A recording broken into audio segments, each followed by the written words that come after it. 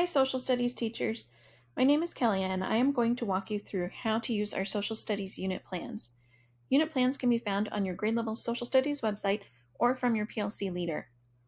Each unit plan is structured with the general overview information appearing first, followed by plans for the individual lessons. At the top of each unit plan, you will see the title, followed by a general information section, which includes the grade level, in this case, kindergarten, the class, 25 to 30 minutes for this unit plan, the length of the unit, so the number of lessons and the total days that will be needed, as well as links for the unit question map and a unit slideshow if there's one created.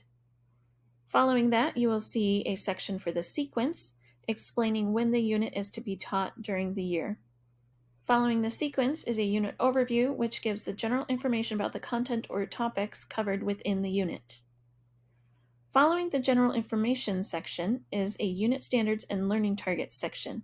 This begins with any of the Iowa Core and social studies standards that are used within the unit.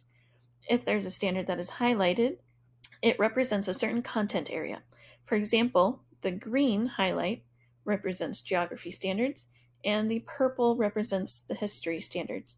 This coincides with the Iowa Core and Social Studies Standards PDF and book that you can find online.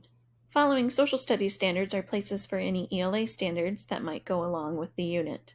Below that, you will find a list of the unit objectives and targets as to what students will learn and be able to do. The next section is the unit overview, which includes general resources, the unit compelling question, and a suggestion for how to stage the compelling question. Sometimes this is simply listed as a referral to the first lesson, while other times there are specific instructions for an activity in order to introduce the compelling question. Up next are the supporting questions with the formative tasks below them, as well as a list of any resources that are used for each one. The summative assessment is listed after the resources, followed by the sequence of the lessons within the unit. Individual lessons will be listed in one of three ways: as a sequence, with all of the lessons and instructions listed in one square of the table, as individual lessons, or as part of a chapter based on the supporting questions. Let's look at a third grade unit plan to see the lessons listed as a sequence first. As you can see, this is listed in the sequence of lessons within the unit section and has the lessons listed out numerically. Each of the lessons includes general instructions for the teacher, and if there is a slideshow, the corresponding slides that happen to go along with that lesson. This is a sixth grade unit plan that has the lessons broken down individually. Within the sequence section of the general overview, you see links to each of the lessons that follow in the document.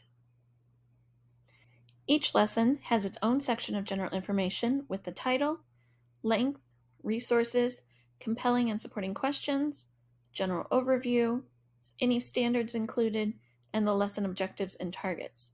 Following that is the lesson procedure with individual activities split apart with an estimated time frame, specific instructions for the teacher, and any resources linked on the side.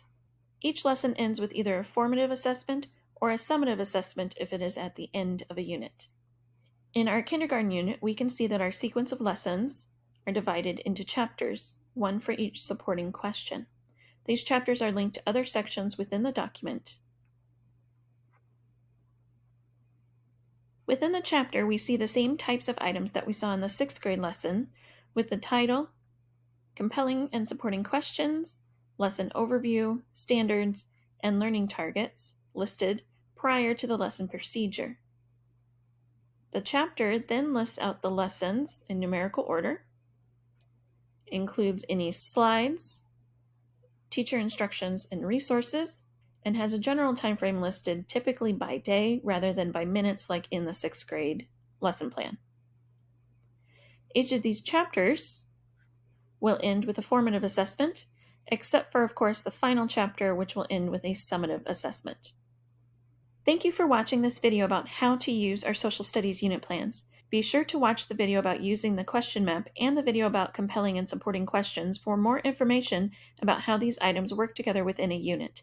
Please reach out to your PLC leader, instructional coach, or curriculum facilitator if you have any questions or would like some more information or support.